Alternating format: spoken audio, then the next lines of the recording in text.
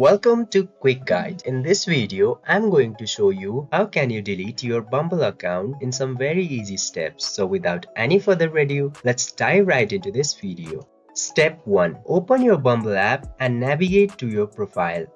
Firstly, you have to open your Bumble app, and shortly after opening the app, you have to tap to this profile option here.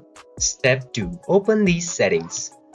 After coming to your Bumble profile, you can see this setting button in the top right corner of your phone. You just simply have to tap there and it will open the setting options for you. And after scrolling a bit, you can see this delete account option all the way down here. Step 3. Delete your account.